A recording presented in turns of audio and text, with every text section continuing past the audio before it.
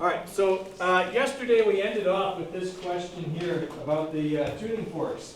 And the big thing we're supposed to get out of this is that frequency of a wave never changes.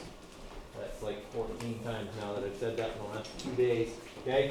But it's really important to understand that the frequency of a wave never changes, okay? And that's due to the universal wave equation and the other properties of waves. So remember, our universal wave equation is V equals F times lambda, or it could also be lambda over period, either one. Okay, and that if the wave changes media, then its velocity, or its speed, sorry, and its wavelength will change. Okay, later on in the unit, we'll see that lots of other things also change about a wave when it enters a new medium, but for now, all we're really concerned with is that if the speed changes, the wavelength changes as well. Okay, and that will ensure that the frequency does in fact remain the same. Okay, so we got a short period today, so I just want to kind of get through some problem solving to do with the universal wave equation, so that next week we can move on to wave behavior, okay, and kind of more or less, let's say more or less, and less math-oriented stuff about waves and more just understanding how waves work, look, move, okay, all of that kind of stuff. Give you some time to work with the slinkies, okay, and get some understanding of wave behavior. That'll be all next week. We'll probably finish up the unit Monday of the week after that. Okay, so it'll be or Monday or Tuesday probably, somewhere in there. We'll be finishing up with like Doppler effect, and we might do kind of a little quick in-class activity about the speed of sound in a closed air column and something along those lines. At this point, your simple harmonic motion assignment is probably the second to last thing that you will hand in. Okay, so that's due next week. The simple harmonic motion assignment is due next week.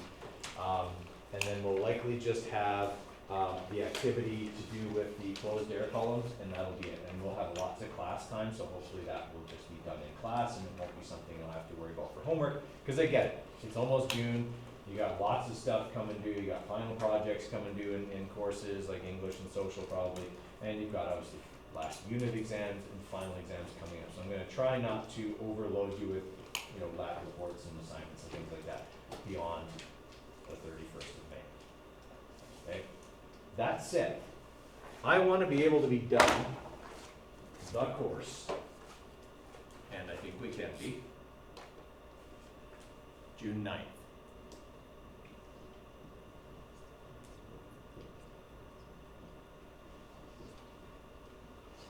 Okay? And the reason I want to have it done June 9th is because there's a whole bunch of exams the week after that, and I don't want to be part of that mess. That's when the photocopier breaks down, that's when all kinds of bad stuff happen, okay?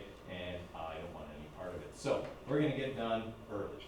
That way we can go over the Unit 4 exam on Friday, June 10th, okay? And we can start our final exam review Monday, Tuesday, Wednesday of the week after. All right? Everybody with me there? Okay, so that's where I think we're at. I don't see any problem being done and ready to have a unit exam on June the 9th. Okay, so just know that's when it's going to be. Put it in your calendar, okay, plan around it, so that we can get that done. All right, so for today then, in your digital workbook, there are some universal wave equation problems I'd like you to try. I don't think these are going to take you very long. Okay, and we'll be talking about some other stuff before long. There are a lot of them. Okay, it goes up to question number 22. Things to watch for in these questions: metric conversions. Okay, did I talk about that yesterday? One of my classes, you guys, I mentioned it too. So know your megahertz, kilohertz. Okay, things like that, and look at your scientific notation, because when we're talking about light. Okay, it's going to be really short wavelengths, really high frequencies, and you're going to use that formula we talked about yesterday, the V equals 332 plus 0.6 times T. That'll come into play a few times in these questions.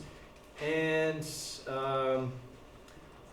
anytime a question refers to a radio wave, or an electromagnetic wave, or a light wave of any kind, how fast do those waves travel? Speed of light. Speed of light is on your formula sheet on the back under other useful constants. It's 3.00 times 10 to the 8 meters per second. So anytime a question mentions an electromagnetic, radio, or light wave of any kind, that is the speed of that wave. Okay?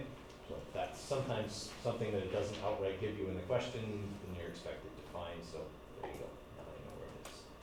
All right, so let's have you get to work on these. I imagine there'll probably be a few that we'll need to go over, and that's fine. That's the idea, is that today we practice this stuff and then we move on, because universal wave equation is part of everything else we're going to do in this unit.